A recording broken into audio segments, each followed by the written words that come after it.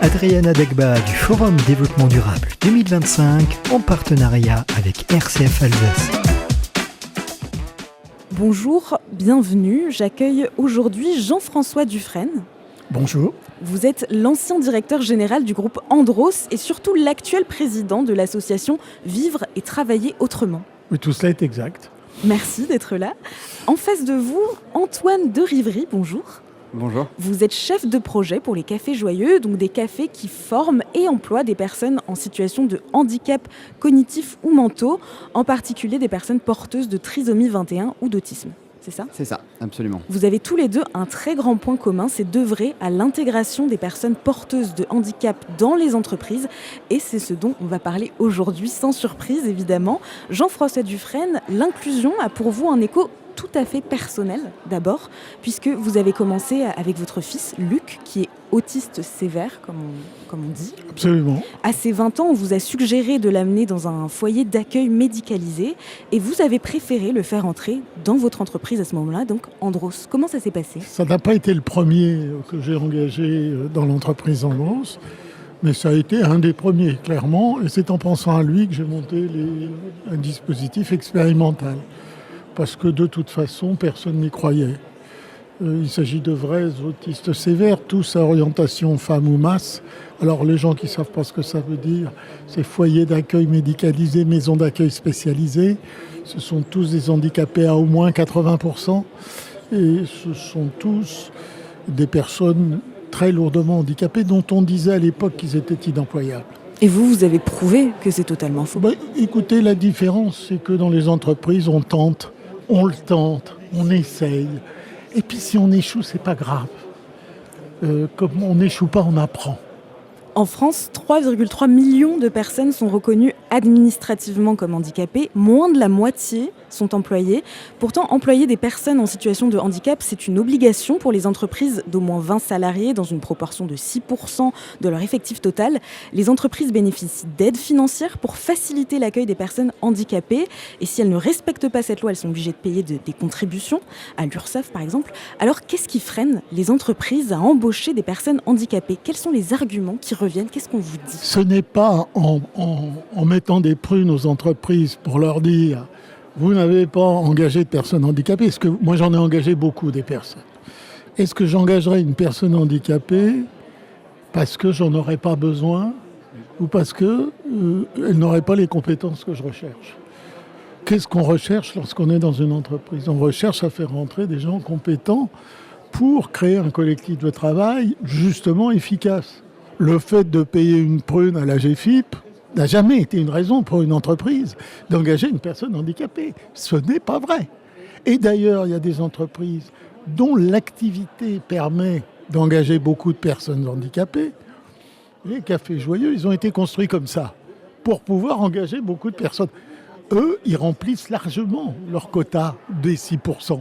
Puis s'ils sont pas à 6, vous êtes peut-être à 50. Absolument, donc, on est à 55. Voilà, c'est le chiffre que je connaissais. Donc, le problème, c'est de dire, si on a plein de postes pour personnes handicapées, tout va bien. Si on n'en a pas, on fait quoi ?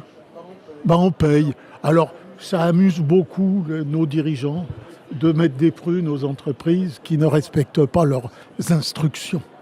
Ça ne marche pas comme ça. Alors là, je vais me tourner d'abord vers Antoine de Rivry pour nous dire comment ça marche. Ce qui marche, c'est d'abord de connaître les compétences du collaborateur. Donc nous, on les appelle les équipiers joyeux. Et en fait, ce n'est pas de mettre une personne en situation de handicap avec une fiche de poste, c'est de créer la fiche de poste en fonction justement des compétences du collaborateur. Et nous, c'est comme ça qu'ont été créés les postes de nos équipiers. Ça a été vraiment au tout début, voilà, quelles sont vos compétences, qu'est-ce que vous savez faire de l'accueil, ok, on va vous mettre à l'accueil. Toi, tu sais faire de la cuisine, tiens, va en cuisine. Toi, t'es un peu plus timide, t'aimes beaucoup faire la plonge ? Let's go, va en plonge. Et on a créé justement les fiches de poste de nos équipiers en fonction de leurs compétences. Et c'est là parfois où certaines entreprises vont dire nous, on ne peut pas embaucher parce que nos fiches de poste ne sont pas adaptées à des personnes en situation de handicap. Non, en fait, c'est pas comme ça qu'il faut réfléchir. C'est de se dire, ok, chacun a des talents. on a des personnes en situation de handicap qui ont plus de compétences parfois sur un sujet que des personnes qui ne sont pas en situation de handicap, eh ben, allons-y, créons une fiche de poste en fonction, lui, de ses compétences. Vous êtes d'accord avec ce qui vient d'être dit ? Alors je suis d'accord, oui et non. Oui, parce qu'il faut commencer par regarder les gens comme des personnes. Et si on veut bien regarder les personnes, eh bien, les personnes sont toutes différentes. Nous sommes tous différents, qu'on soit en situation de handicap ou pas. Donc, ce qu'on va regarder, c'est les compétences des gens. Là où je ne suis pas tout à fait d'accord, mais ce n'est pas le cas des cafés joyeux. Donc, pourquoi ? Parce que les cafés joyeux ont été créés avec cette idée derrière. Je sais, j'en ai discuté avant la création des cafés joyeux avec le créateur des cafés joyeux. Donc, le sujet, c'est est-ce qu'on fait des postes spécifiques pour les personnes handicapées ? La réponse est sûrement pas. Oui, parce que vous êtes pour que les personnes handicapées soient aussi dans des entreprises dites ordinaires. C'est ça. Mais bien sûr. Mais un café, c'est un café. C'est une entreprise ordinaire quelque part, mais qui a été conçue de telle façon qu'on puisse y faire travailler des personnes handicapées. L'exemple des cafés joyeux est unique. Il y a des petits restaurants à droite à gauche qui font un peu pareil, mais à l'échelle des cafés joyeux, ça n'existe pas. Est-ce que l'on doit, comme certains le demandent d'ailleurs, créer des postes pour les personnes handicapées, ou est-ce qu'on doit adapter les personnes handicapées, je dis bien adapter les personnes handicapées au travail des entreprises et créer les conditions pour qu'ils expriment leurs compétences. Parce que c'est de ça qu'il s'agit. Et c'est ce que fait les cafés joyeux. Alors ça coûte cher, alors ça ne gagne pas beaucoup d'argent, alors c'est un exemple très particulier. Alors en clair, pour bien résumer ce que vous me dites, vous êtes tous les deux d'accord sur le fait qu'il faut adapter en tout cas l'espace de travail et adapter les tâches ? Non. Non, d'accord. Non. Quand vous avez une minorité et une majorité, est-ce que la majorité doit s'adapter à la minorité ou la minorité à la majorité ? Je vous pose un problème, c'est politique. Je fais de la politique là. Donc la réponse, c'est aux minorités de s'adapter aux majorités. Et le rôle de la majorité, c'est de créer les conditions pour que cette intégration, que cette inclusion puisse se faire. Si la majorité ne le fait pas, et là on peut en vouloir à nos politiques depuis 40 ou 50 ans, de ne pas avoir créé les conditions pour que l'assimilation puisse se faire. Mais les entreprises, elles doivent créer les conditions pour que l'intégration puisse se faire. Et simplement, quelles sont ces conditions ? Comment on fait alors ? On commence par prendre les gens pour ce qu'ils sont, c'est-à-dire des personnes avec des qualités, des défauts comme vous et moi. Vous savez, on dit que 50% de la population sera confrontée au handicap un jour ou l'autre. Antoine de Rivry, vous vouliez répondre ? Non, je trouve ça très intéressant justement ce que vous êtes en train de dire. On a ouvert une nouvelle activité justement où on accompagne les entreprises à embaucher des personnes en situation de handicap. On a certains de nos équipiers joyeux qui sont maintenant chez Café Joyeux depuis 5-6 ans, qui ont eu leur diplôme et qui veulent aller dans une autre entreprise.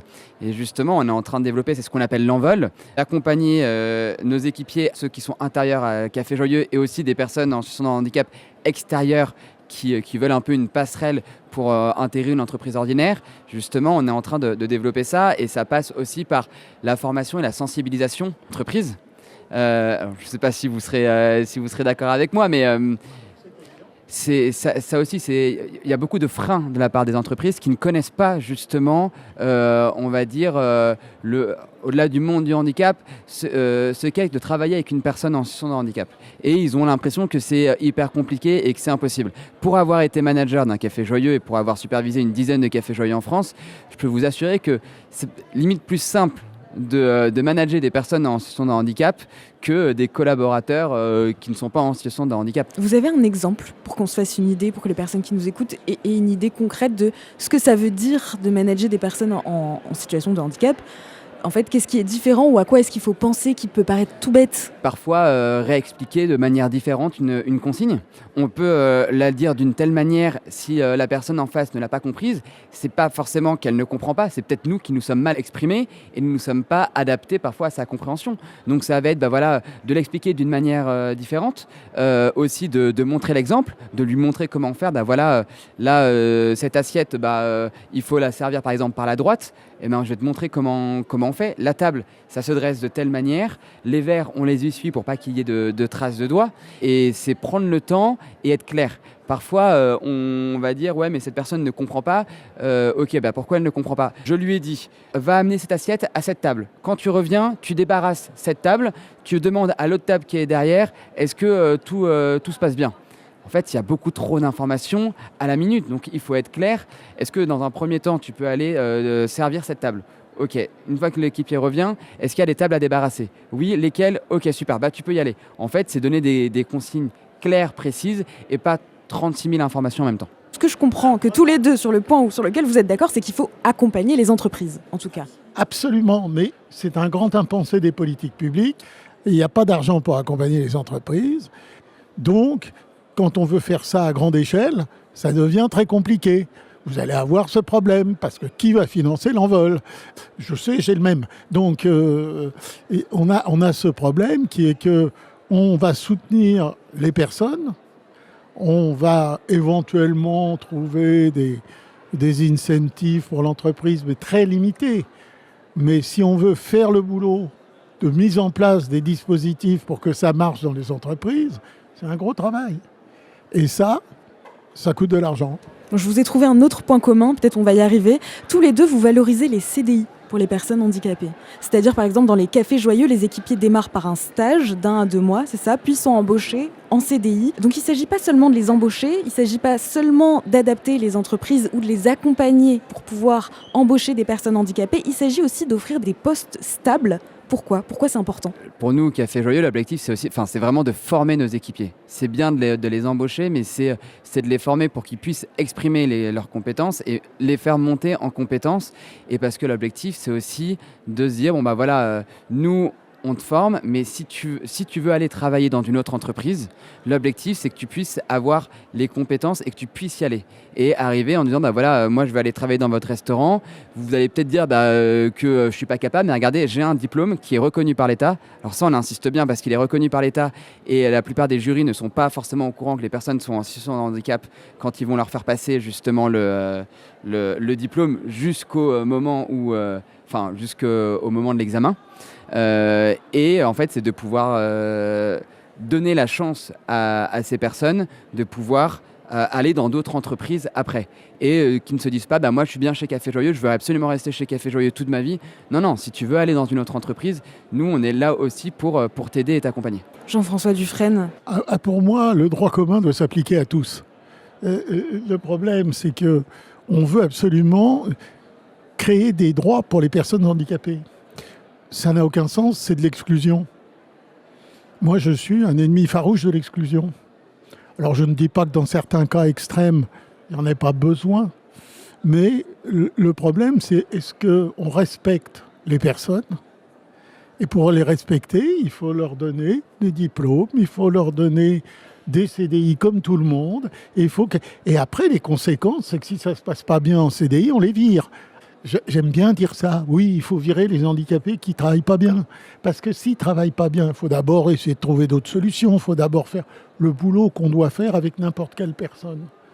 Ça ne veut pas dire les virer comme des malpropres, mais ça veut dire que si on veut respecter les gens, il faut absolument que le droit commun s'applique à tout le monde. Les considérer comme n'importe quel collaborateur. Le thème de ce forum, c'est vulnérabilité. Et si c'était une force, qu'est-ce que ça vous inspire ? Bien sûr que la vulnérabilité est une force. On le constate tous les jours. Pour vous, ça semble être une évidence déjà. C'est absolument une évidence. Il n'y a qu'à voir l'implication, la volonté de bien faire que l'on a quand on se trouve en situation de vulnérabilité. Et les gens qui sont des autistes sévères sont en situation d'extrême vulnérabilité dans notre pays. Et ils amènent une valeur ajoutée absolument extraordinaire. Donc, il faut absolument, justement, considérer que la vulnérabilité ne fait que de renforcer les collectifs de travail. De toute façon, ça renforce les autres aussi. C'est ça qui est bien, c'est que ça renforce tout le monde. Donc voilà ce que je peux dire. Est-ce que la vulnérabilité est une force ? Et une force pour tout le monde. Et vous, Antoine de Rivry ? Absolument d'accord. Sur tous les points, c'est vraiment une force. On le voit notamment nous-mêmes dans parfois les entreprises qu'on accompagne, qui nous disent lorsque cette personne qui est en situation de handicap n'est pas là, il y a un manque dans l'équipe. Et ça, c'est hyper beau parce que la plupart des entreprises, ou des équipes, au début, peuvent être un peu anxieux à l'idée d'employer une personne en situation de handicap. Et une fois qu'elle est intégrée, on le voit, c'est « Ah bah, cette personne n'est pas là aujourd'hui, waouh, il y a un manque dans l'équipe ». Et ça passe par la joie, ça passe par ses compétences, ça passe par aussi la cohésion d'équipe que ça crée, parce que ça va demander la plupart des collaborateurs de faire, je vais dire, entre guillemets, plus attention à cette personne, plus l'encadrer. En l'encadrant plus, ils se rendent compte qu'ils font aussi plus attention aux autres dans leurs propres équipes. Ça soude les équipes en les forçant en fait à porter attention les uns aux autres un petit peu plus. Absolument. Eh bien merci à tous les deux pour votre temps, merci pour cette interview.